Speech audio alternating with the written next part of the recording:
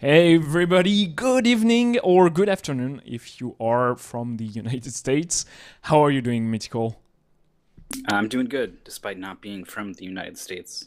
Up here in Yeah, Canada, we of share some course. time zones, Yeah, and it's some other places in the world too. Turns out, yeah. but I'm doing great. Yeah, the UD season has started, eh, and I'm already a little more active and involved in actually submitting times and stuff than I was last season. I've got some points on my Wow, player card. Yeah. nice. Where are you at? Currently, Mythical, let me check, is at 466 points with a decent time on Kirby, but you've done that only in a blind race, that's it? That's just one blind run. Yeah. And no speedrun yet on Minute, and those two games are going to be run by our players today. So we are going to do Minute, then Kirby, and then repeat. So it's going to be a nice opportunity for everyone to practice those two games. UD has started like 11, 10 days ago, and it feels like it's been already 2 months. Everybody is super good, got super good times, very, very fast. The games are quite short and quite easy to learn, so the races are going to be very, very tense, and it's going to be down to the second on some finishes, I'm sure. Yeah, I'm excited. Even this early in the season, it could be the case. Checking what here, the first game I thought it was going to be Kirby, so I've got it set to Kirby. So I'll change it to Oh, no. Minute because that's what we're going to be playing first. Yeah, Minute is a very recent game with a very cool concept. It's you have 1 minute to do whatever you want to do, and you are going to die at the end of the minute. So you have to be as fast as possible, even when you play casually the game. So you want to accomplish things within a minute. And in a speedrun, that means that if you want to do a lot of things in a single minute, you are going to have to be very, very fast and very precise with your movement. It's an adventure game. You have a ton of additional and optional content, and that we are never going to be to see during the UD7 because it's all about speed, isn't it? Yeah, we're not even going to be getting all of the items that the game kind of expects you to get in some cases. Um, and the way speedrunning should be. This game really, if you haven't played it, and it sounds a little weird, it's Zelda. It's basically Yeah. Zelda in a lot of ways. There are a lot of parallels between the items you get, letting you progress to new areas, the top-down perspective, um, the kind of quirky sense of humor it has, and you're hitting things with a sword in one of four cardinal directions. So knowing that, I think it should be a little bit easier to follow. It does get a little crazy when people start getting into the speed run and using the quick reset. You have a button that just kills yourself. So Yeah. if a minute is too long for you, you've got to go faster. Players will be using this to quickly kill themselves, quickly reset, and so it's going to look like they're just suddenly warping to some other new place. It's going to make it maybe a little tough to follow. We'll do our best to hold your hand and so that you can enjoy this race that's going to happen. Yeah, so you did just started. That means that we are both new to the game. We are learning alongside with the player how to speedrun the game, how to commentate those, and it's going to be interesting. So if you are interested in joining the UD, it's never too late. The games are fairly short, and they are easy to learn. Some of them are very, very hard to master, though. We have like Trackmania that you can put like in thousands of hours if you want to beat the world record. Minute is fairly optimized, but it's a fairly recent game also, and it's pretty easy to get into. So I do really do advise if you are interested to join us, join the Discord, or join directly the Minute community, and it should start fairly soon. Everybody's getting ready in the race channel. We have, I don't know, a lot of players. If I type in the list of entrants, it's going to kill the bots. So I don't want to murder Discord yet. We have 29 runners today. Line in. We are going to award stars to the top 10. First place is going to get a gold star. and second and third are going to get silver stars, so there is a little bit of something to win. And here we go directly into the beach, and we get the sword. Lebref did not activate the speedrun mod, so he's going to be a little bit behind. It's not going to change the in-game time though. Alright, so using that sword, they're now able to cut down bushes. The first thing they're going to do is use it to get a watering can, and then warp back to their starting house. There are various houses throughout the world that you can kind of enter to set as your home. Right now, the players are making their way through the dark, through this maze of snakes, basically, all over the place. You're kind of supposed to get a flashlight upgrade to be able to see, but obviously, if you know the way, you don't need it. So the players are doing a bit of a sequence break here. Apparently, Lebref is going to get the light, I think. So it's very early in the UD, so we have very different skill level. Yuganon is triggering the Oasis, Jant is already there, Little Mai is right behind them, a little bit of different ordering there. You can do different stuff in different order depending on whether you want or not, but they're going to save the thirsty man in the desert and get the glove that allows you to throw your sword. So it's going to allow you to cut down trees soon enough, and also to attack from afar, which is going to be pretty useful, especially in the final boss fight. We are going to enter the temple here, and first place is Jant so far, a couple of screens ahead of Yuganon, just ahead of Little Mai, and Lebref is making his way slowly towards the light, so everybody else skipped all what he's done so far to directly go to the snake house. Yeah, you can see, get an idea of just how much time it saves, but you do have to learn those rooms in the dark, which is very intimidating. It's probably something I would add in later to my routing. There we get to look at what that room actually looks like from Lebref. Jant is going to be the first one to sort of reset the house back in the starting area. And yeah, they have this glove, this gardening glove, which apparently was the only thing stopping you from chopping down trees with your sword. And that's going to open the way for North here in a couple ways. You can also use your sword throwing upgrade to take out some enemies that will open up a bridge that will let you get to a whole new area that we're seeing from Yuganon, who is about to reach the hotel, which is kind of the next sort of hub area for the game. Yeah, be sure to check out the timer on the top left of the screen, see how it's blinking, 6-5 for Yuganon. It was fairly tight, but he got to save the diver.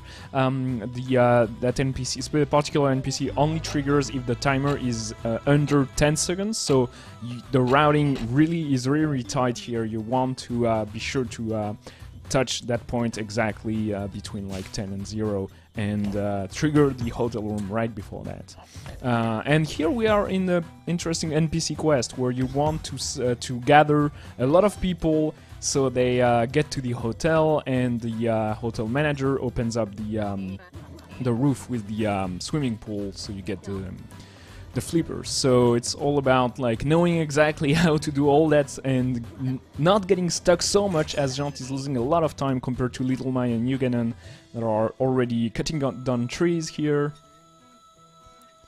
Yeah, there's a little guy in the trees who will bounce back and forth between them, so you need to cut down all his escape routes. Almost synchronized here, Little Mai and Yuganon heading into the mines, another dark section. They're going to be throwing their sword at a bomb that is in the dark here. That it doesn't really light things up. You think an explosion might make a little more light than that, but the exploding bomb is going to clear up these rocks, open up the way to get to the other side of this bridge, and the bridge is to a factory. And this is kind of, I didn't even realize as I was playing this, but it's kind of the whole point of the game really is to, you've picked up this sword, the sword's cursed, that's why you die every minute, and the factory is sort of like making these cursed swords, so you're slowly making your way there. These flippers that they have will certainly help. Yeah, so now we can swim, and it's going to open up the final section. And now that we can swim, we are not even taking the bridge. It's just faster to swim and take hit from the poison water there. And we want to block the factory that makes the sword. So they are going to push crates here into this first machine. They're going to commit suicide also very, very early, and waiting for the crate to destroy the machine at the end here. But Jant had a very, very good movement in the previous few screens and actually caught up to Yuganan. But Little Mai is in first place here, doing fairly well. Little Mai got an extra heart at the start of the game and is using it actually fairly effectively there. And so he can cross the water in a more straight fashion and saves a little bit of time. And as you notice up until now, time is very, very important, both for the speedrun but also as a core mechanic here in Minit. Nice job by Little Mai hitting all of these switches. The window for hitting all of these things is smaller than you'd think. Yuganon gets it, Jant already got it, making their way to the sort of second part of the factory. There's 2 conveyor belts that you're kind of trying to shut down. They've already hit 1. They need to knock out these lasers before they can progress, so they sort of destroy the generator. And then there's this gear, and he's like, throw your sword in. And you're like, okay, and your sword gets stuck, and now you just don't have your sword. Also, it's on fire, so you need to grab your watering can and bring it back. But without your sword, you're actually very limited in the paths that you can take. There's a separate path into the factory that comes in from the other side, from the desert. That's blocked now, though, so you have to take this path that the runners are taking all the way through the factory with this watering can in order to finally get your sword back. Look at the timer, though. It's very, very tight. 26, 25 for Little Mai. It's ticking down, and you want to do a lot here because you want to trigger the final boss cutscene, and you don't have much leeway. So 15 here for Little Mai is just barely enough. 17 for Jant is a little bit better. Yuganan is... Actually, they died. They lost an entire minute there. Oh my god. This is... Oh. Sadly, in Minit, you are going to lose time by big chunks like that. Yeah, it turns out you're very often going to lose a minute in this game just due to the nature of things. Into the boss fight. This is the boss of the game. This crazy amalgamation of swords, just vomiting swords all over the screen. You've got some boxes you can push into the streams to kind of block it. But what you're really interested in is getting after all these swords that light up and shoot out a bunch of other swords. It's unclear exactly what's happening here, but if you die here, it's all about swords. You mostly keep your. You can make. There's like checkpoints in the fight. You can keep your progress, so you're not expected to do this whole fight in a minute. That's what Jant is trying to do right now, trying to dive the least amount possible, triggering the final phase here, so you want to be on the bottom part of the screen and just use your sword, your strong sword, to deal damage. And it's going to die fairly quickly, and the time is... as soon as the boss dies, we go with in-game time, and you see the time ticking down for Jant. It's pretty... Oh my god, if he dies here, right before the boss fight ends, is going to lose a lot of time, sadly, but it's okay. As you said, you have checkpoints everywhere, and apparently, yeah, Little Mai is already done, so a very, very nice fight by Little Mai, gaining time over Jant, and finishing the game here. Yep, just one last little trip left to dispose of the sword. I guess it already happened. After beating the boss, you go to the factory toilet and flush the sword down the toilet. That is the true end of the game. So Little Mai finishing in 750, just 16 seconds ahead of Jant, who's finished in, well, actually, maybe not second overall. There's a lot of people racing, aren't they? Yeah, we have 29 people racing. Fireman got a 758, Andy Shepard got a 752, Ognos got a 804, Max Fred got a 817. So a lot of people are finishing, and a lot of the finishes are going to be very, very close, as we've seen on screen. And there are a lot of time to save during the entire game in Minit, but overall you are tied to the cycles, so it's all about that final boss fight, it's all about not dying, perfect execution, and and getting ready as fast as possible to play Kirby. Apparently, Jean does not want to kid around. So Minit is a PC game. It's a fairly recent one. It has a ton more to offer in a casual experience, and I'm pretty sure all the speedrunners are going to push the game to the limits. The world record is about a minute faster than what we've seen, so there's a lot of time to save. Yeah, your hitbox on your little guy as you walk around is a little bit bigger than it appears. Like it's not so easy to guide your little guy around the screen accurately, and in some cases, there's plenty of places where you're trying to cut a corner or fit into a gap or a little stairway or something, and to get hung up and brush across some edges and lose little bits of time here and there all over the place.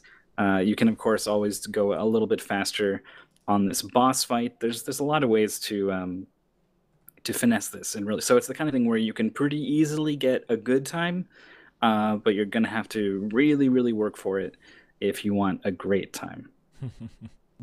In a race, it's going to be fairly major to be consistent, not dying like Yugen did. That lost them a minute, as we've said, and their final time was about a minute and 15 seconds behind Little My. So everything they lost was right there. Lebref on Drakis on Twitch got a way safer route and is on PB pace apparently. So and he's going to show the final part where you throw the sword into the toilets. You don't do that in the speedrun mode, and it doesn't count in in-game time, so it doesn't matter. So 10:21 for Lebref. And there it is. We can take a look at the overall results so far. We're going to be playing Minit, Kirby, and then Minit, and then Kirby. So for now, after just one game, Little My indeed is our leader with 202 points. Getting 200 points in the very first race of this game is an accomplishment for sure, and it's one that only Little My and Fireman can claim. But lots of times coming in here, all very solid times, and this is about what I expected to see. Some pretty good times, and all pretty closely packed together here, because Minit is just that kind of game where you can follow the route and do pretty well. But there's little differences that make it a lot harder to climb once you start to get around this 200-point mark. Yep. So UD7 logic is way different than UD6, and all the games are easier, more accessible, and even the scoring is a little bit easier to access and to approach. Getting 200 is way more accessible, and a lot of people are going to get those 200 points during races, and my hope is that everybody gets 2000 when we get to the 10 games in a row at the end of the UD. That's how it's supposed to go. It's not like, it's hard to compare from season to season, so don't be scared. If you want to join in and you're like, oh my god, it's been 10 days already, everybody is so good. No, it's fairly doable, and it used to be world record, yeah, and it changed. Every season it changes. UD6 was very hard and very intense and very long. UD7 is only a 12 weeks deal, so it's going to pass pretty quickly, and the opportunity we give to the players on the Wednesdays to practice a little bit and have the opportunity to compare with each other on 2 races for Minit and 2 races on Kirby tonight is going to be pretty interesting, I think, for a lot of players. But we also have some players that did not yet practice at all, either Kirby or Minit, and are just here for fun. So I think you can do pretty okay jumping into Kirby blind. You could maybe finish around the 20-minute mark. But Minit is a lot tougher, trying to figure out where to go, how to solve puzzles, things like that. So anyone jumping into Minit blind here is probably not going to be in time for this next race. We do have a couple more finishes, though. Red Rum coming in with 154 points. Apparently some players cannot submit their time, so it's going to be handled manually by Zigwigwi on the Discord, and we should have a lot more finish on display there, but everybody that's done or practicing Kirby already, I'm sure. Kirby is so this is Kirby's Dream Land, the original.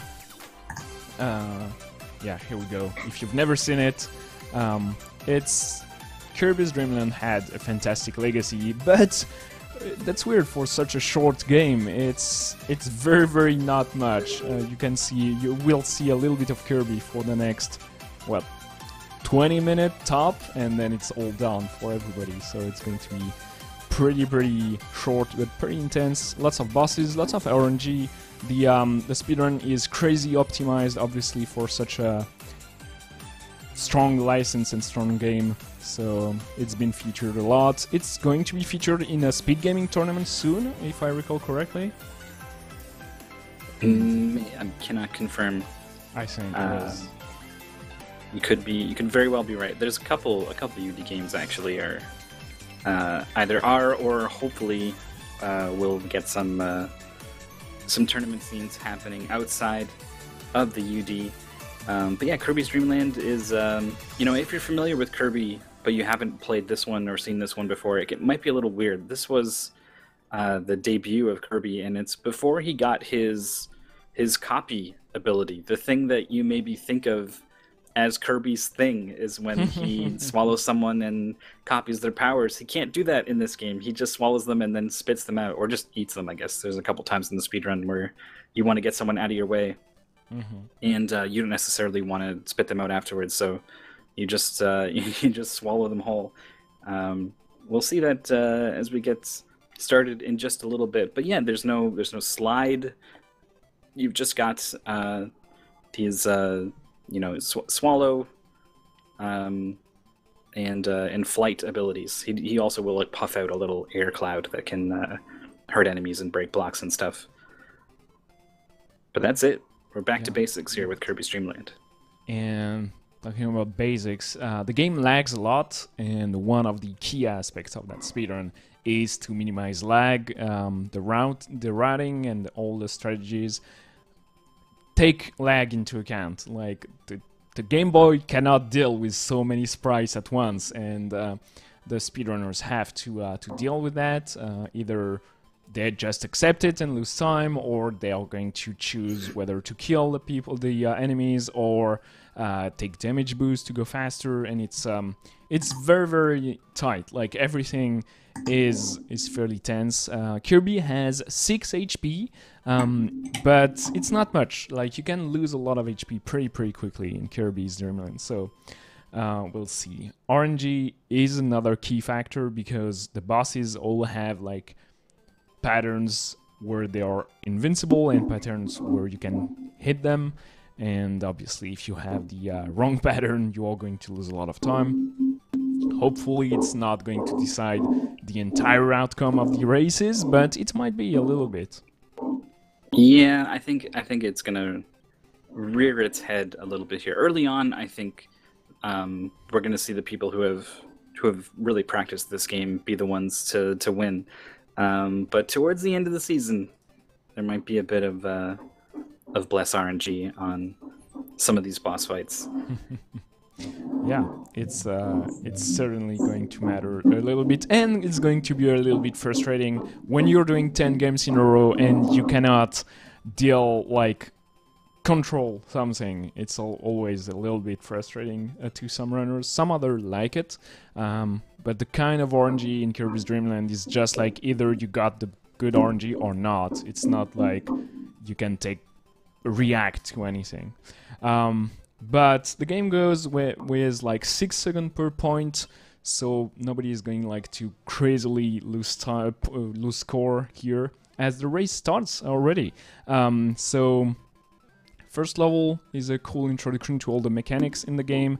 Everybody is going to kill a lot of enemies apparently, and I've not speedrun the game, so I don't know if what they're doing is like in the optimal strat or just like discovering a little bit the game and casually speedrunning it as we enter in the first boss fight here. Yeah, Poppy Bros here will throw some bombs. Thankfully, he pretty regularly throws the bomb. Sometimes there's a bit of a delay before the next one comes out, but you're not going to see some weird attack that wastes a bunch of time, thankfully. And as far as that first screen goes, I think everyone was pretty much following the speedrun route from what I saw. So some people here have definitely practiced this game. And we did see there's opportunities to take some damage boosts in this game. You've got 6 health, so you've got 5 damage boosts if you feel like it. There's a couple cases where you want the invincibility frames to get through guys, but sometimes like you just literally want the extra boost that it gives you when you get hit. If you make sure that you get hit forwards, of course. We're taking a look at the first boss, Wispy Woods. Swallow the apples, spit them back.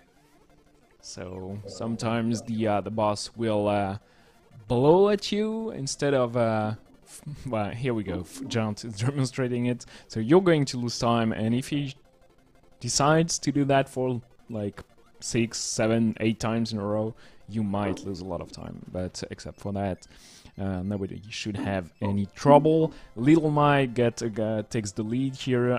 Yuganan is right behind them. Jean just finishes the level, and Lebrev should be right behind them. As we see, the boss just has 1 final HP. So each level is divided exactly the same way. You have like a mid-boss, a star, you take it, it gets you to a mid-boss, which is like an easier version usually than the final boss of the level. And Lololo here is already dead. For Little Mai, you get in right behind them. Jant is on their tail. And they are, almost 2/5 of the way through the game already. It is very short, only a couple levels in it, a couple bosses. You're also seeing different color palettes here. This is, the emulator that they're playing on offers a whole variety of color palettes, including the original horrible cabbage green. It's even worse than the original green, I think, in the bottom left for Lebret. But we do have a boss fight here, and there is RNG depending on where they come out. But generally, you can handle all the various patterns, sucking in the block even through the boss, to get your ammunition to spit back out. It looks like Little Mai in the lead, Yuganon just behind. Jant needs, I think, maybe 1 more hit on this guy. Maybe more. 2 HP left. You have the health of the boss on the bottom of the screen, just 1 HP left. And each of the boss has 3 HP, and it is probably the hardest one to and the scariest one. If you when you discover the game, it can be pretty tough to swallow the crate and spit it back before like the boss rushes at you. So it's one of the most tense point of that speedrun, but it doesn't seem like it because it's so short and everything is so cute. But everything hurts, and you can lose a lot of HP if you don't know exactly what you're doing. Yeah, especially when Kirby starts flying, he puffs up. He gets really big on the screen. You can see just how much space he takes up. It can be very easy to bump into something that you don't want to and take a hit. Yuganon and Little Mai passing up the Curry power-up that will let you spit fire. It's pretty helpful, especially in the one situation where there's just like a row of blocks that seems to go on forever. But the Curry is not so helpful here on the pirate ship, and I'm guessing all the flashing it creates is a lag situation, so they skip it. Nice synchronization heading into the spout of the whale, and about to get into the second boss fight. All right, so you remember you don't have to mash if you keep your button pressed. Kirby is going to spit at the fastest rhythm, so it's all about dodging those missiles and trying to get all your projectiles to connect. Yuganan takes the lead, grabs the star first, and just passes by, I don't know, even a second. 2 dance steps. Yeah, 2 dance steps, that's it. Little Mai, Lebrev and Jant are not far behind, and okay, those guys we see on screen here for Yuganan are the worst. They are super cute, but they do explode when you kill them, and they will murder you. So you have to pay very, very close attention on that first level and know exactly what you're doing because your health is limited, obviously. And Little Mai does that perfectly. Yugen did not take a single hit there and keeps on moving. So everything is quite scary. I've died here way too much. Yeah, the little guys you were talking about that explode, the explosion's very big, kind of lingers long after they're dead, so it's very easy to get hit by that. And also, you can't suck them up. They turn very angry and mean if you try to suck them up, so under no circumstances should you try to do that. And yeah, so with your big hitbox, you know, even the explosions on those guys have a big hitbox. It's really easy to get tagged by this thing here or that thing there, and then suddenly you find yourself in a very low health situation. These guys are making it look a little easier than it is. There's a really fun strat, actually, that maybe we can look at LeBref when he gets there. But the first screen, there's a point where you can just start walking on the ground, and you will just barely avoid everything that's coming at you. And it's kind of fun to watch Kirby's seemingly oblivious stroll through mayhem. There's the boss fight done for LeBref. You do need to go grab that star at the end, though. That was what allowed Yugen to jump into the lead by a little bit here. Okay, I totally didn't know there was. Yeah, there's this. I don't know the details of this, and I lost so much time apparently here. Seeing those guys know exactly what they're doing is pretty great. Obviously, some of the runners here did play Kirby before. It's a very well-known game. I would not be surprised if it was like a childhood game for a lot of those runners. But Krakow here, so you're going to lose almost a full second each time he's not spitting an enemy at you. So here we go, you're getting the first hit there. And sometimes you will have to wait until they decide to give you another ammunition. So it's all about dodging, and Yugen has a good RNG here. Janth not quite able to activate the glitch where you just kind of get behind things.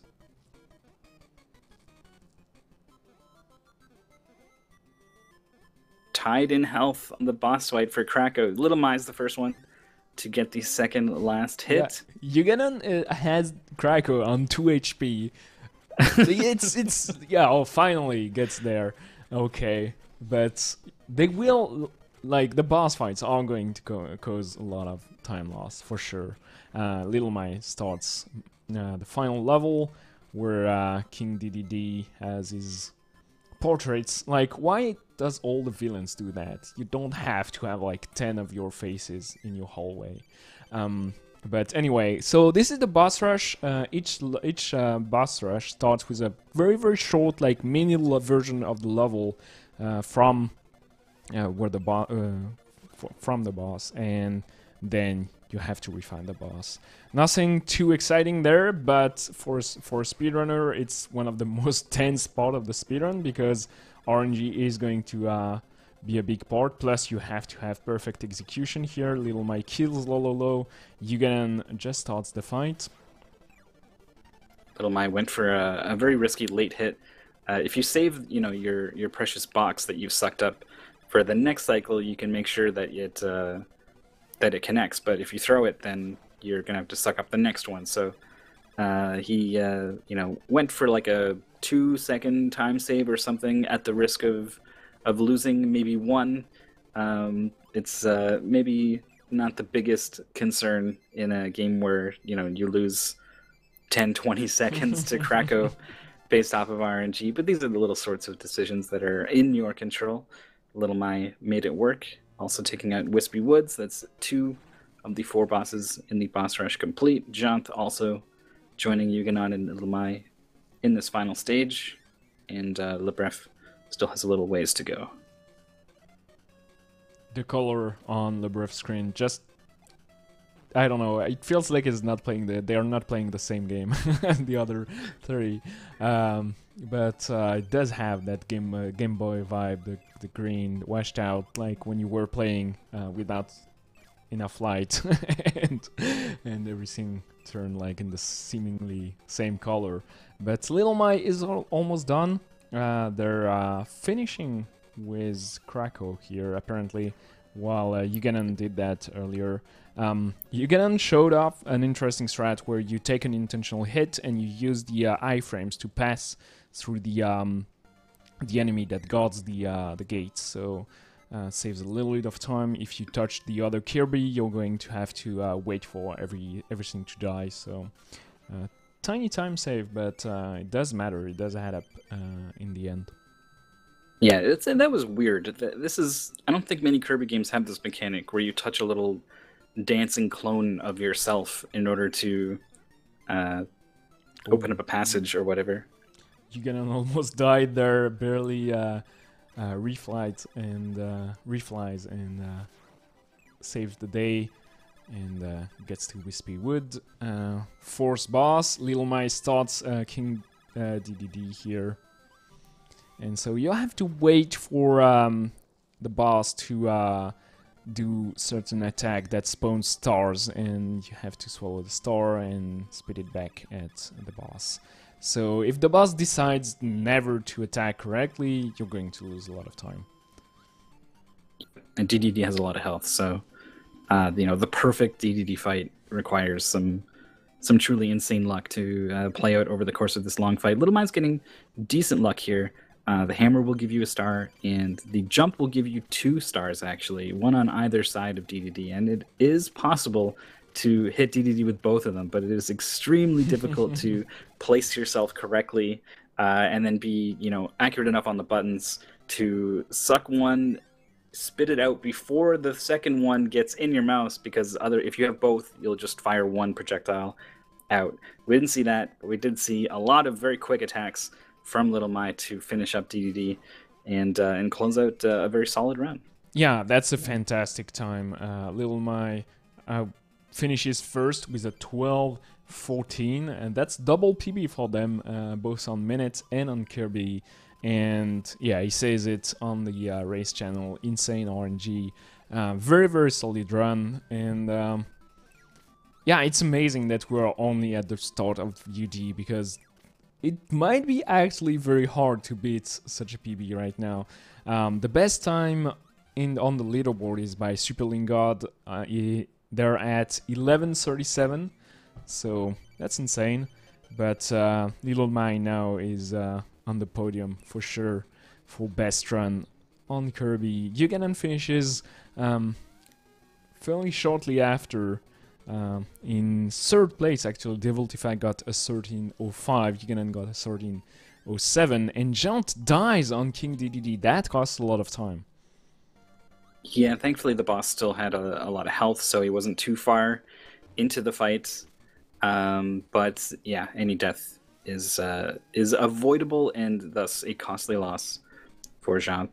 Second time around, has got 2 out of 3 attacks favorable. The one where he just runs at you and then falls is basically the one you really don't want to see, followed by the vacuum.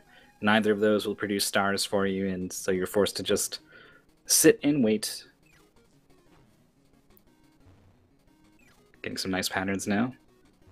As Lebref touches the little dancing Kirby to clear out, I think that's a Gordo, the little spiked guy.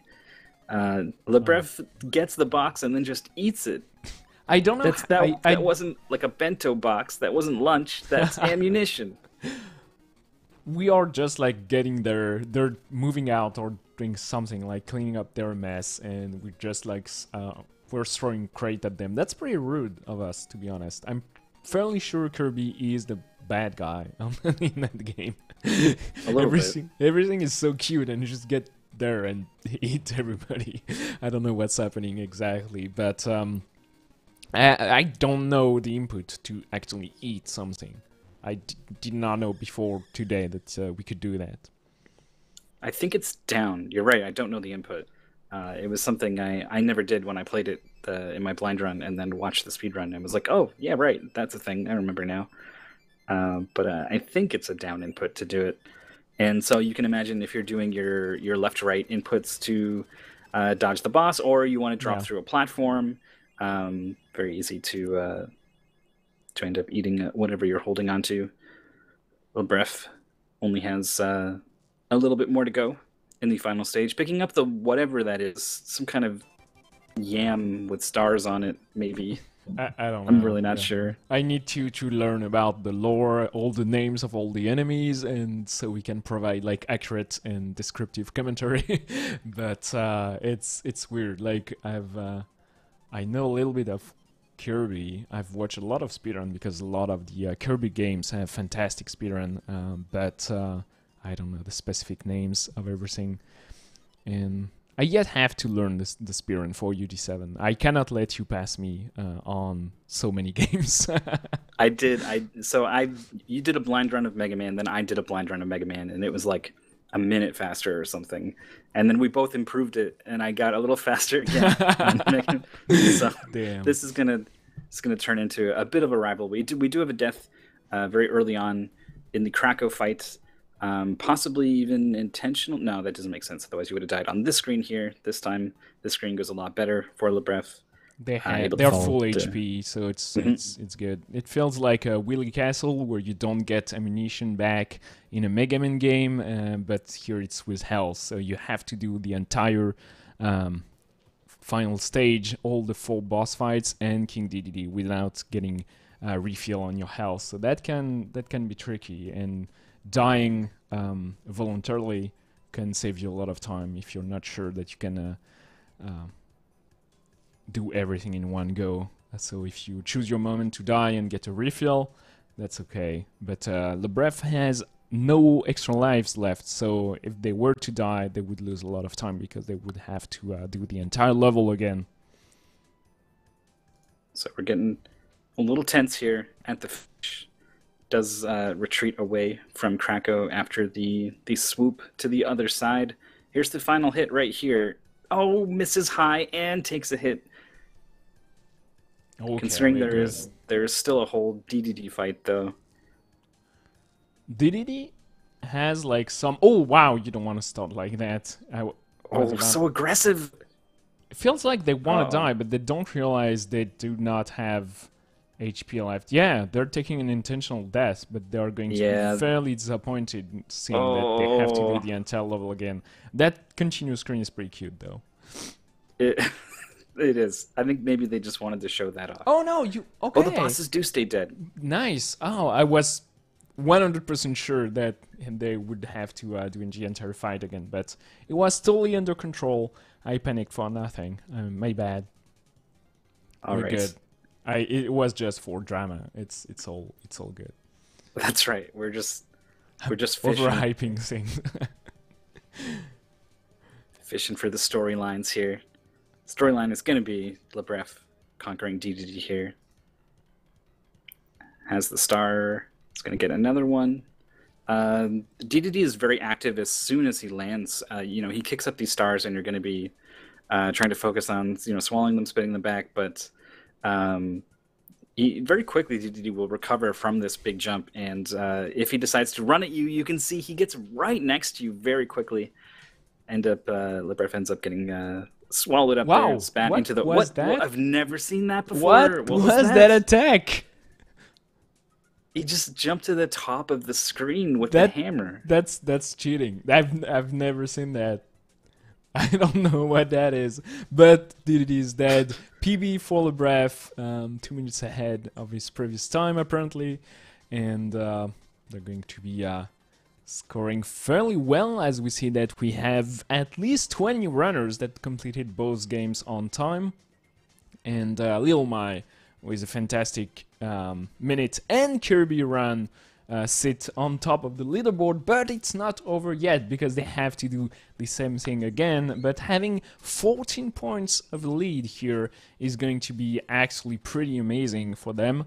Fireman and Maxfrad are tied for 3rd place, and Namokur, Tilgar, and the Shepard, Yuganan, Molgames, I don't know, Ognos are pretty close behind, so it's going to be actually tight to get and to stay on top 10 here if you want to get that extra star to sit on your player card for the UD7. It's going to be actually very, very intense to get a full-blown decorated player card during UD7. It's going to be very intense for a lot of players if you want to join in all the tourneys and get on all the top 10s. That's going to be an achievement for sure. I've already failed. I didn't join a race last week. Oh no! I didn't get the achievement star. I did everything else. But yeah, I don't know. Schedules didn't quite line up, so no race for me. No perfect star, achievement star for me. But I'm working on this week's. I'll try to do my best. I'm looking at the score for 3rd place and the score for 15th place and seeing a difference of 19 points. There's separating almost as many places on the leaderboard. This is very tightly packed and can shift quite a bit, I think, over the next 2 replays. Yeah, that's going to be the theme for UD7. Like, you mess up a single jump, you might lose 10 places, and it's surely going to be very, very interesting to see how far everybody pushes the games, how like consistent you have to be on all those games, and like some games are going to matter way more. Like on Lawnmower, you're going to lose a lot of time if you mess up a single track. So it's going to be fairly interesting, to say the least. But Minit and Kirby's Dreamland are coming back, and we are going to see if Little My is consistent already and can do the same thing twice, or if they can beat those 2 PB that just set on the first races. You're asking a lot. I am. Little My. I know. Puts up the 200-point times in the first race for these games, and already it's not good enough. No. No, yeah, I know. I'm teasing you. Yeah. They were great runs. Belly. The best of luck to everyone in the second turn here, playing both games again. Given Little My's track record in the UD, though, not too surprising to see a strong performance from them. Yeah, they've been with the UD for a long time.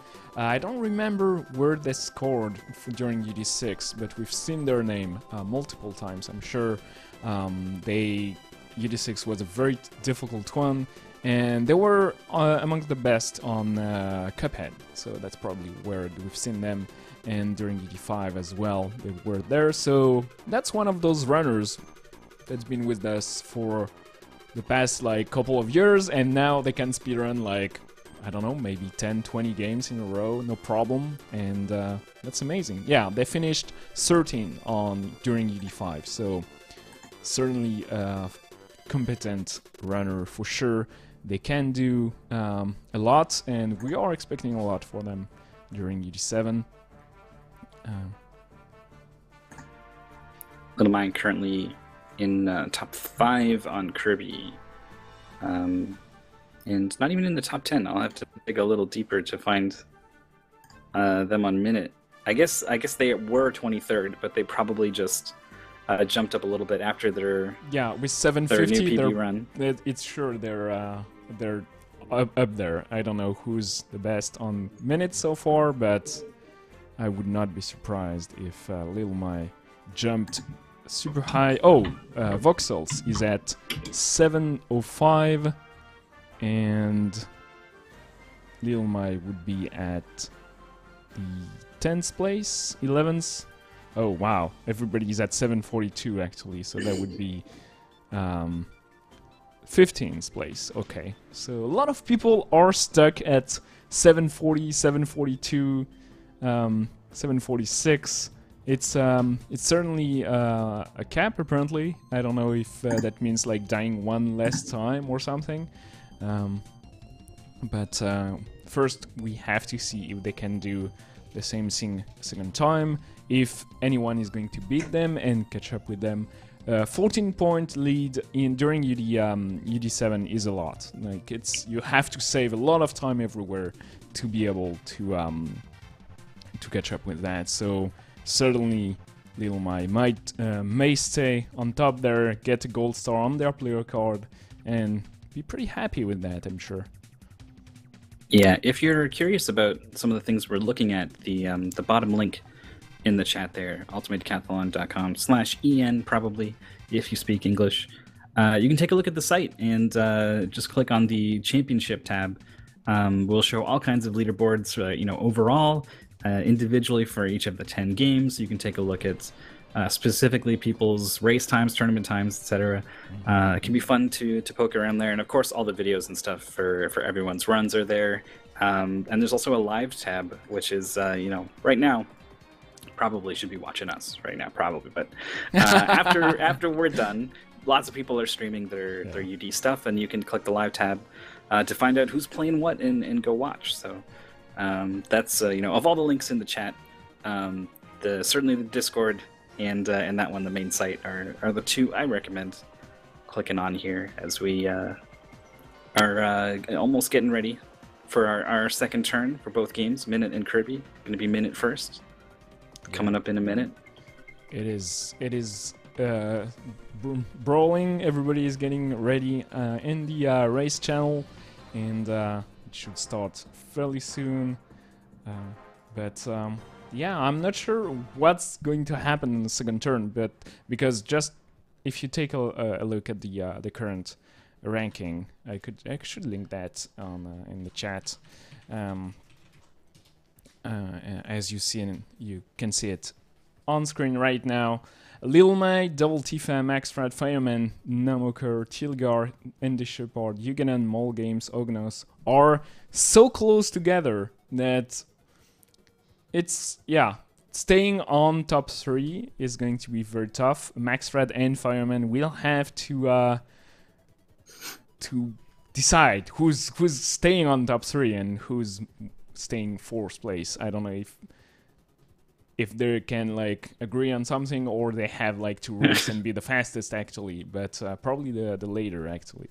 And I can see Little Mai staying there, but I can also totally imagine a situation where they die on Minit and all of a sudden they'll lose I don't know, to a minute like Shigenon did last time, and that's 10 point lost, and all of a sudden you're back within the pack of every other runner. So it is going to be fairly important for them to get a perfect minute there, and obviously once you have that pressure on, you might lose track, and something terrible might happen. So we'll see. Most of the runners set up here for their second attempts of Minit. We just played Kirby. We'll be playing Kirby again after this. The two games featuring basically a head on a pair of legs, maybe just feet even. Yeah, that's true actually. Is basically the theme we have for today. Black and white. Minit is white and black, and you play. I don't know what Minit is. What you're supposed to play as? It's very unclear. It's unsure. Yeah. All we know is that you find a sword and that's killing you over and over. It's Groundhog Day all over again, and you have to find a way out. So destroying everything, including the sword factory, apparently is in order. Yeah, apparently there's two approaches to a Groundhog Day situation. You can repeatedly better and yourself learn new skills, learn and change and grow as a person until you do everything perfectly, or you go on a murder rampage and destroy as many things as you can. You got the light path, you got the Renegade and the Paragon. Today we're going Renegade here on Minit, starting it off with the sword, walking back over to the watering can to start this off. So, fairly close together at 49. Little Mai and Yuganan get the watering can. We're going to use that a little bit later, but first we have to cross the temple here. Little Mai is a little bit stuck, but actually passes. Agent as well, very nice. Lebref once again doing another order. You can do things in various ways in Minit. And Little Mai takes the extra HP once again, so that's an interesting route. I should try it out. Yeah, it's nice to have a little insurance in this game. Just bait the bull over to one side, If you're not moving and you're always attacking in the same direction, I think you can attack a little faster with the sword. It maybe just seemed that way, but you can kill that bull pretty quickly. And is joining Yugonon in the Oasis, just kind of out in the desert somewhere. I'm not sure exactly what the rules are that govern how you reach this place. So it's a specific screen, and you have to enter it 5 times, so you can see the players flicker back and forth with the into the screen until the ghost appears. The Oasis is found, and you kill the ghost because, once again, Rampage is in order, killing everything to get what you need. And we finally have the glove that protects us from splinters, so we can cut down trees. Doesn't really make sense, but that's how the world goes in Minit. Yeah, very little stands up to the sort of logic we have here in our world. We're taking a little detour down to the beach to kill some crabs, which is, just a good way to spend the afternoon, I think. But also important because the guy who owns the beachside cafe place here has a thing for crabs, hates them, doesn't like them. They're trouble. So if you kill them and show up here, he'll give you the coffee, which gives you the caffeine boost you need to be able to push blocks. Yeah, we're doing that so we can find a little guy that hides behind a crate later on. So all the routing is fairly precise and gets you everything you need. Yugonon entering the hotel here at 10 exactly is going to go to the diver, talk with them, and just on time. They're, I don't know, about 5 seconds ahead of Little Mai, and gets to the bandits here. You have to kill everyone but the one that's not trying to harm you, and is going to realize that attacking people is not nice and is going back to the hotel. Then we have the guy in the crate. We have to play hot and cold to help them find their credit card, but in a speedrun you know exactly where things are, so it's not too bad. I'm learning a bit of French watching them play this game. I'm like, I know hot and cold, but now I know warm, and I think that's boiling. It's burning. Burning. Okay. Okay, so now that the French lesson is over, getting another little friend in the trees here by chopping them down, cornering the poor little guy. Don't worry, we're giving him a place to stay, arguably for some sort of fee per night. Everyone seems happy at the hotel, though. They're pretty psyched once they get there. It's a good place, and they have a lot of people that are actually not trying to harm them. The factory here is not doing a great job at that, and that's why we're going to destroy everything. Once again, it's like Kirby. I'm not sure if we're the good guy or not in a minute. It's unclear to me. But not dying to the bombs here. Jaunt does a good job here. You can fund the flippers already. And Little Mai is on his way to the flippers, so doing a great job as well. It's very close between all those runners, but Yugonon takes the lead here and get first to the first machine. Once again, crates into the machine is going to break down everything. Pushing both crates at the same time, so you save a little bit of back and forth here. This is a lot harder to optimize than it looks. Making sure that you only push the crate exactly as far as it needs to go without wasting any time is quite difficult. And I like the early death. There's the death mechanic can save a lot of time. As sometimes it's a hindrance. You'd really rather be able to keep going or whatever. But in many cases, it's really handy to be able to just warp back somewhere else after you hit some kind of new breakpoint somewhere. So it does end up being pretty helpful. Like when you pick up the flippers on the roof, you're just trying to get down to the bottom afterwards, but it turns out it's a little faster to completely die and leave from the second floor than it is to just climb the ladder again. So it's pretty fun the way that death gets used as a matter of simple convenience. Yeah, no punition from death, from dying, so as well, might as well take advantage of it. So Yuganon is on the same kind of run that they had earlier, and they died with the watering can earlier as they were to put down the fire. So they, I'm pretty interested to see if it goes the same way, or if they manage to finish the run without dying. They take a little detour here so they know exactly where they are in the dark. Little Mai is right behind them, but Jant passed Little Mai a couple of seconds ago actually, and Lebref is still in 4th place here. They took the slower route with the light at the start, so it's fairly normal. Yeah, it's hard to compare where Lebref would be if they were on the other route, and it'll be interesting to see if that's something Lebref works into their route as they go on through. It's Oh, you cannot know. They got to the boss and sadly did not died before the end of the cutscene, so they did not trigger the checkpoint. And now they have to walk all the way back there, costing them a lot of time. Here we go. You gonna losing time once again right at the end of Minit, and that's exactly what Little Mai needs to stay on top there. Into the boss fight phase.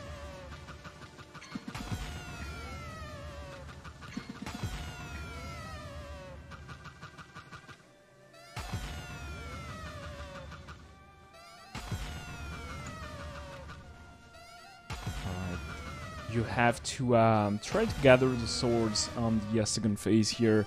They try to dodge you as you walk toward them. They're going to fly away. So there is like an interesting going back and forth and trying to gather them as close together. Yugen does a good job with that. Does not die here. Jant is right at the end of the fight, but only has 10 seconds. They might die once again. Right at the end of the boss fight, oh no, playing it super shortly, and I don't know, they probably died. No, they got it. Okay, I'm not sure. It's unclear. Right at the end, you have the black screen, and Jant finishes first. Little Mai right behind them. Yugen in 3rd place. Very, very close finish there. Very, very close. 7:57 for Jant. 7:51 for Little Mai, actually getting a better in-game time.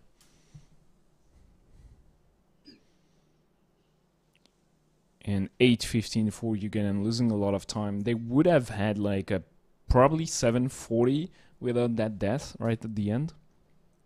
So that's a little bit heartbreaking. That's just the way it goes sometimes. Lebref now with the sword, initiating the final boss fight. Alright, dies immediately. That's intentional. They have the light, so we can see way better what's going on. So on the first phase, you have those sword on the each side of the screen, 2 swords, and then you're supposed to push the crates and stop the sword beams. But if you take intentional hits, you can just go through unharmed. Well, harmed, but doesn't matter too much if you die anyway. And then second phase here, you want to hit the sword, and the sword that's going to trigger is the one the furthest from you. So having all the swords together, like Lebref is doing right now, is going to get good results here. The 2 final swords right next to each other, very good. All right, and the wall will hurt you there, so you want to stay right in between the wall and the swords coming from the boss. And thankfully, your thrown sword will also take out the projectiles that are coming out of the boss. So even if you can't land a hit, you'll often see the players throwing the sword just to clear out any projectiles that are coming their way. And final attack, very nice. That should be PB full of breath. I will check. Yeah, I'm pretty sure. Right now. Their PB on the website is 11:37, and their time right before was around that time as well. So Lebreff should be on pace with a final time of 10:02. Very nice, actually. Big improvement there. Leaderboard they got earlier at 10:21, so they got PB twice in a row. Nice. Little My almost did it. Very, very consistent. 7:51 and 7:50. 202 points again and again and again for Little My. It seems a pretty good way to approach a tournament is to just always score a very high number. Yeah, always get on first place. Well, actually second. The Fireman got a 203 with a 744, and that allowed them to got to the second place. Devil Tifa knocked down a notch, and Maxrad was tied with them just before and fell down to the sixth place. So, as I said earlier, you lose a minute and you fall down sixth place. It's pretty brutal. Yuganan is currently on 8th place, exactly tied with Jant. So the final Kirby race here is going to be the big tiebreaker between Yuganan and Jant. So that's going to be fairly interesting to follow. And where is Lebreff at? They did not submit their time yet on the leaderboard. That should come soon. But with 172 on minute here, it's not going to be enough to get close, anywhere close to Little My. That stays above 600 here, 606. That's a lot of points on 3 games in the Yeah, that's a high bar being set for the first place. Many players doing a good job of trying to reach it. It's still very, very close. The gap between, where's a good one to mark it off? I guess 10th. The gap between 10th and second even is 30 points. So that's 3 points will drop you down an entire place. Yep. Not as crazy as it was after Kirby. It's spread out a little bit with Minit here, but that's still really close together for kind of a good way down the leaderboard. It's really, really cool to see so many people being so competitive. Yeah, seeing so many people doing all those or joining all those races just after 10 days shows that people are happy actually to run those games, even if they're not like quite yet super practiced or have grinded all the strats and everything that's to know about those games. Kirby has a lot of hidden mechanics and glitches you can do to improve, and just knowing all the patterns of the enemies and all the safety strats, where to walk and how to manage to kill those bosses fast. It's not easy, but everybody is joining those races for fun, and those are big races we are having for Wednesday afternoon / evening. Yeah, that's true. We're not even operating on the big weekend time slot here. So pretty good in terms of participation. Even I'm having a lot of fun just playing the games. Not even getting very serious at all about the actual speedrunning part, the part where you're routing and practicing. Like none of that for me. Just playing some games, getting some decent times, surprisingly. Apparently I'm a natural at Neo Turf Masters. But yeah, just having a lot of fun playing these games. They're fun. On the big weekend time slot on Saturday, we're going to play Kirby once again, and we're going to see Mega Man and Trackmania 2. So probably a lot of different runners and skill sets are going to be displayed, so it's going to be interesting to see who gets on top. Maybe Little My practiced only Minit and Kirby, but the Kirby practice is going to be helpful this Saturday, so we'll see how well it goes. And yeah, playing Minit as well is a very, very nice speedrun to learn.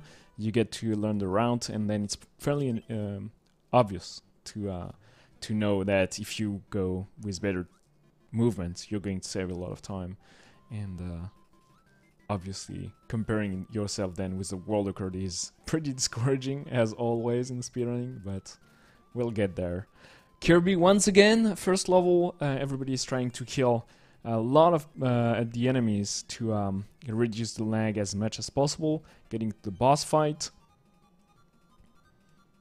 Hoping for bombs from Poppy Bros here pretty quickly. Sometimes he'll bounce back and forth for what seems like forever, just kind of jumping in, kicking Yugon in the face, doing anything thing but serving up that last bomb. Yeah. Everybody here, Jant, Yugon, and Little Mai lost the same amount of time, allowing Lebref to actually pass all of them. It's very, very close. We see the same enemies on all the screens, but Yugon gets to the door first here. Followed by Jant, then Little Mai. Lebref struggling with the screen a little bit. Down to 1 health. Barely gets in the door. They're going to play, well, I'd be them. I'd play super carefully, and I know myself I would eventually die trying to be extra careful. There is health here, and they choose not to get it. So they're confident. The boss should not kill anyone here. Wispy Woods is not the scariest thing in the world. But, okay, I'm sorry. That's commentary curse, obviously, but they get back full health, and they're going to be able to kill the boss. Everybody else, Yugon first. Then Jant and Little Mai almost tied to the frame here. Gets to get to levels 2. I'm skipping steps already. It's such a short game, I feel like they're already done. But they still have 4 levels to go through here. Yeah, we're in Castle Lololo. I never put together that Lolo from The Adventures of Lolo was this guy from this game, but it's the same little guy, it's the same name, it's pushing blocks around the way that you do in Adventures of Lolo, so the dots are being connected. What came out first? The Adventures must have been of this, Lolo right? Or this? I'm not sure, actually. Well, this was 92, actually. This is a pretty late Game Boy game. Late. Yeah, Kirby's Adventure on the NES is a very late NES title as well. Yeah, 93 or 4 or something. 3, I think. Wario's Woods, I think, was the final NES game in 94. Something like that. Wow, that's some advanced trivia. Jant has the curry here, so destroys Lololo, and has almost entirely caught up with Yugon and Little Mai. Just has one final hit to go. So Yugon finishes first, followed by Little Mai, Jant right behind them, and Lebref is just barely dodging that spiky dude, and gets the boss door here.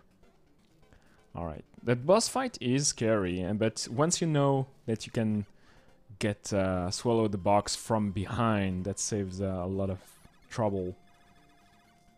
And yeah, you have to be really on point in order to take in the box from the front and still land a hit on the boss without kind of trading hits afterwards. Does get rid of one of them. Ooh, and 2 HP. is gonna be okay trading hits here as long as he gets his side of the bargain, and is gonna play this one safe. Drop in from behind, not quite fast enough. Needed to maybe follow from behind a little bit, but does get the shot in front. All right, Jant on the top left of the screen has only 1 HP. Goes out of his way to get 2 extra HP. Oh wow, and drops down without trying to swallow the enemy, and actually loses all his health. He's going to play very, very carefully apparently, while Little Mai and Yugon are almost done with the level.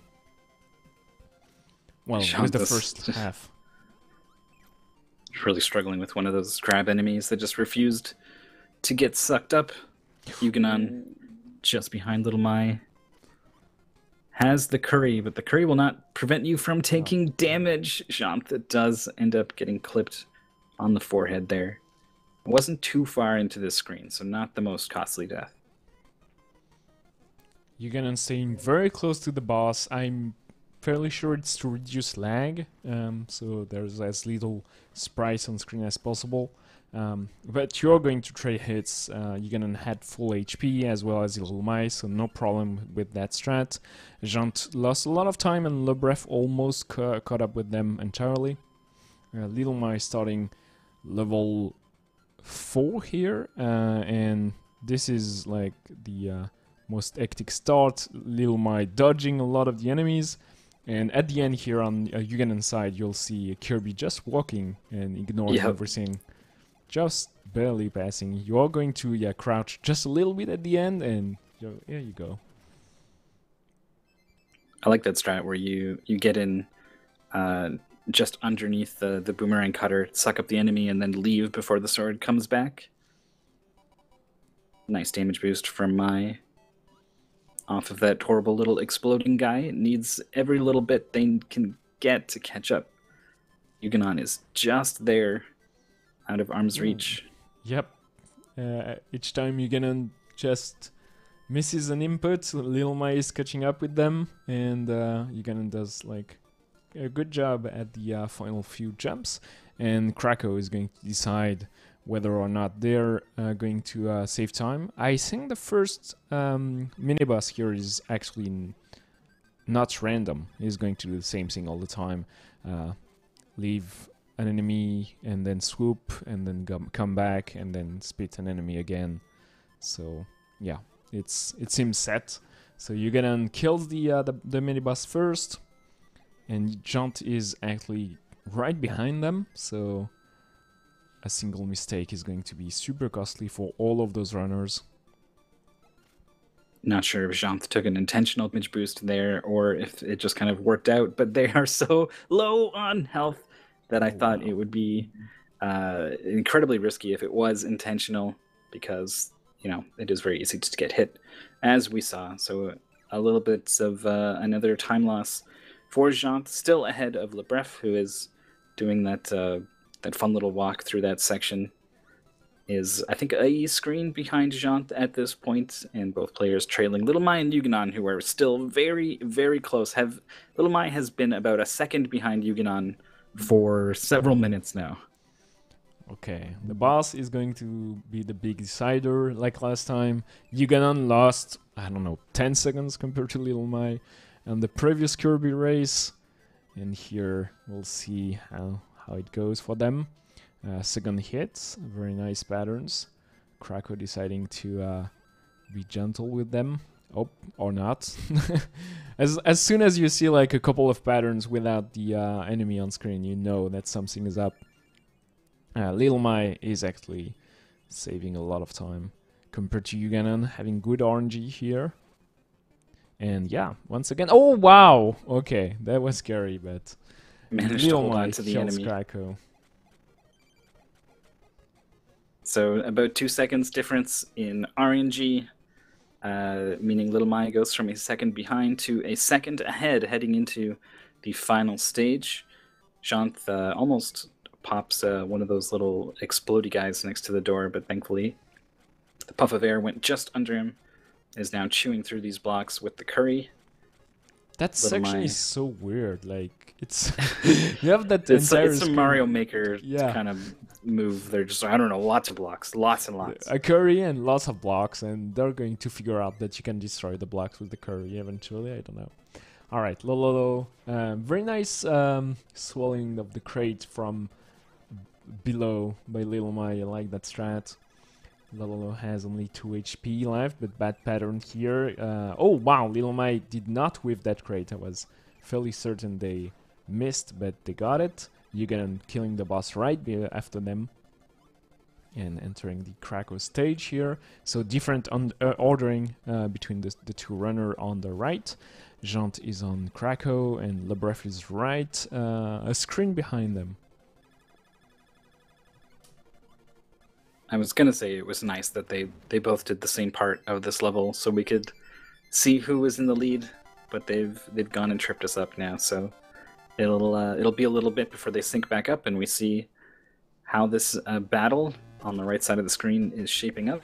Janth just entering the final stage now. Lepref actually getting underneath the stage a little bit in that curry section. It's pretty tough to get over those the one tile gaps in that section as quickly as possible. You can't really just jump over the gap. You do have to fly a little bit, so making sure that you fly at the right time while still breaking your blocks and not falling too far down the hole. It's a bit of finesse to it. Yeah, the game, like Kirby, doesn't have like too many inputs. Like you can jump, you can fly, tapping up, and you can pass down like bridges, pressing down, and that's it. And all your platforming has to manage like your hitbox and your movement, and it's not that easy considering that the Game Boy screen cannot display so many things, so everything is kind of big on the screen, and sometimes fitting the hitboxes together can be a little bit tricky on those games. Little Mai starting the Krakow stage while Yuganon is just going to go ham on that boss. You don't want to lose too many HP here because you're going to have to kill DDD with the remaining HP. Yuganon taking a lot of hits. I'm not sure if they're going to die intentionally at some point or just going to go with those 2 HP confidently. Well, considering how many points they are away from some of those top spots, I wouldn't be surprised if Yugon decides to play it out with just the remaining 2 health. But I guess we'll see. Little Mai Zinkrako has got half the health down and is just patiently waiting for another enemy to continue hitting the boss, and is just not getting it. Alright, here we go. Alright, so Yuganon finishes the boss rush first, and that's going to enter the King DDD fight here, hoping for good patterns. The boss has 10 HP, so it can be a struggle before you get those 10 stars needed to kill the boss. Oh wow, Yuganon takes a hit here. He's already flying in the air. That was a little scary. You don't move very fast side to side while you're flying. It's something you want to minimize while you're platforming, but it also means during boss fights and stuff, if you get caught flying in a situation where you really need to move quickly to the side, you can feel like you're moving through molasses and not quite getting out of the way in time. All worked out there. 4 hits left for both players. 3 now for Yuganon. Oh, Little Mai getting the pattern twice in a row. 2 hits away from the victory here. Yuganon 2 hits away. And Little Mai is going to have the correct pattern and kill DDD first. Oh no, Yuganon gets sucked up, takes that hit very late into the DDD fight. This is a big time loss. Felt like they needed to be aggressive and that they could get away with doing the DDD fight with only 2 health, but wasn't quite able to make it happen. That's probably one of the worst mistake you can make. This, well, I mean, I guess a game over, but you know, for 1 death, that's the one you want to avoid. The biggest death in the entire speedrun, for sure. That's Yuganon had a lot of costly deaths. Oh wow, Jean got the jumping hammer pattern that we've never seen before, and apparently it's a thing. It's a rare thing, but it is sometimes. Wow, sometimes DDD is going to kill you as well. That's sad. Sometimes he flattens you with his gigantic hammer. I'm guessing if he does the hammer and you try to jump over him or fly, is when he just jumps up into the air like that. I don't know. Like maybe, I don't know. But that freaked me out the first time we saw it. Now we're ready for it. Yuganon, of course, hasn't got hit at all, and it only needs 2 more hits. Only needs 1 more hit. It's just getting a fantastic pattern this time. Yeah, the second time the RNG is always going to be great, of course, and DDD dies. Nice. Yuganon is done, but 14:27. That could have been like a 12 something, and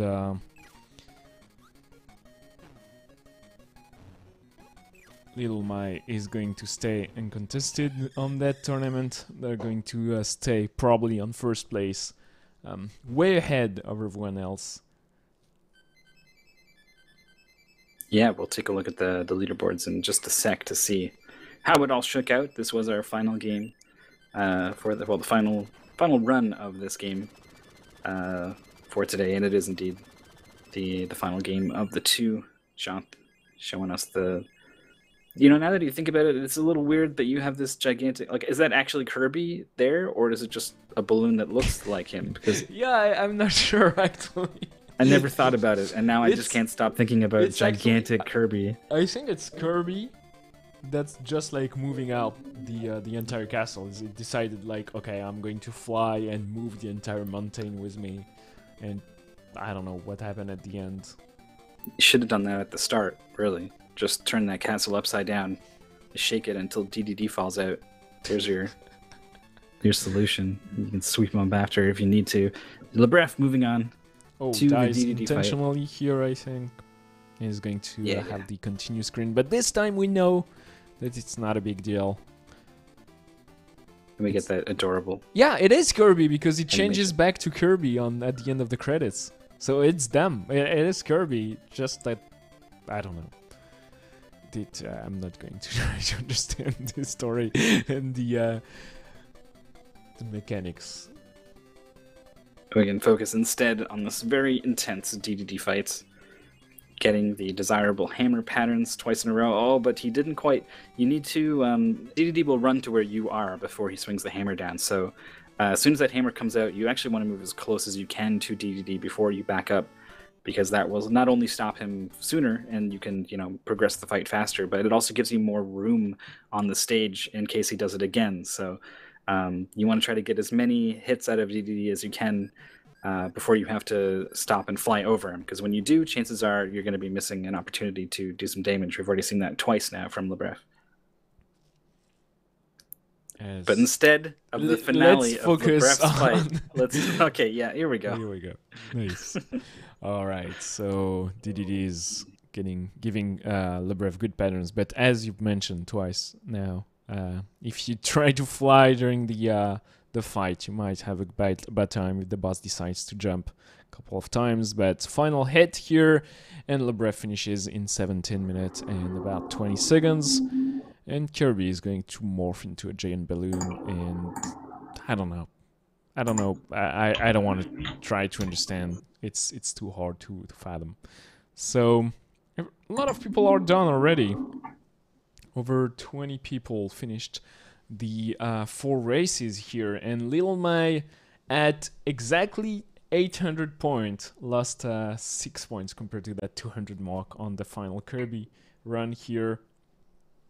He's going to stay way ahead of the competition. Second place is going to be Devil Tiffin at 777 points. So that's 23 points behind Little Mai here. That's a lot.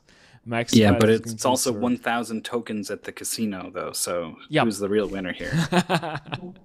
A jackpot on the machine, indeed. Silv Shady, Nemoker, Fireman, Andy Shepard, Ghostess, Yuganen, Mole Games, and Jant are going to be in the top 10. So that's 11 runners, actually.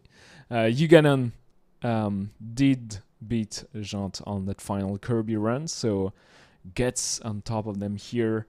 And yeah, Kirby is certainly has a lot of RNG, but you can see the scores are very, very close together. So in order to win, you had to win all 4 races, apparently. Yeah, that'll do it. That's a pretty good strategy for securing first place overall. The fact that Little Mai was able to get exactly 202 points several times in a row, and then the only time they didn't was when they got exactly 800 as the total overall. I'm starting to worry if Little Mai is a supremely powerful being who's just having fun posting exactly the scores that they want. Or, it just got lucky and it worked out this way. Either way, it was an impressive performance from Little Mai and really from everyone overall. We're 10 days in, I think. So to be able to perform at this level across these games in a race format, even, it's good stuff. Yeah. So everybody here is going to be able to post those times as race PBs, if that beat their previous PBs, obviously. And we'll see a lot more of Minit and Kirby during the entire season, obviously. UD is just starting and we're just having fun so far. We did not announce exactly the specifics on how to qualify for the finals yet, but obviously in order to do that, you're going to be have to be as good as possible on all 10 games. Like, the better, the merrier on the 10 speedruns. No Joker, no anything. You have to know all those 10 speedruns. So Kirby and Minit will be back, but not Minit is not going to be there on Saturday. Saturday we are going to have Trackmania 2, Kirby, and Mega Man. On Mega Man we are going to do a weird fun category where all the runners have to beat 1 games per Mega Man Classic. That's Mega Man 1 to 6. So the fastest Robot Master on each game. The category for UD7 on Mega Man 1 to 6 is beat 10 bosses, 10 Robot Master of your choice, but at least 1 of each Mega Man. So it's an intermediate category to learn the run. And it's a fun one. It's pretty weird to feel the differences between the Mega Man Classic. If you don't play them back to back and just like casually play them from time to time, you might feel like the games are kind of the same, but they all handle actually a little bit differently. Yeah. Well, I mean, obviously, like, 3 introduces the slide, 4 introduces the charged buster. But the slide mechanics are never quite the same. The distances of the slide, that means the timing that you need the rhythm you need to maintain slide chaining is different from game to game. The size of the buster is different from game to game. Whether or not getting hit interrupts your buster charge changes from game to game. Whether or not you can jump out of a slide changes from game to game. How slippery Mega Man is when he starts and stops walking changes from game to game. It's very, very it's surprising how different the games can be. There's a 46 Robot Masters category. There was even a tournament for it. Yep. So you at least had time to kind of get into the groove on each game, doing all those Robot Masters for each one. But this one is like kind of rapid fire. Sometimes you barely get your head around the specifics of one game before you need to totally switch gears and get into the next. So it's a lot of fun. It's one of the probably the biggest, most the speedrun with the most depth of the bunch. Maybe Messenger is up there as well, but it's one of the tougher games. So it'll be interesting to see where everyone is at on that tough game this early into the season. It's certainly going to be fun. So congrats to Little Mai, Devoltifa, Maxrad, Sylph Shady, Namoker, Fireman, Andy Shepard, Ghostdeath, Yuganan, More Games, and Jaunt. You're going to have a nice star on your player card. And congrats to all the other players that actually beat at least one race today. Once again, 10 days into the UD7. It's pretty cool to see so many runners. I hope we'll have a lot of people on Saturday, and we'll be there Saturday morning, 11 a.m. EST. That's 5 p.m. European time, and we'll see you then. Bye.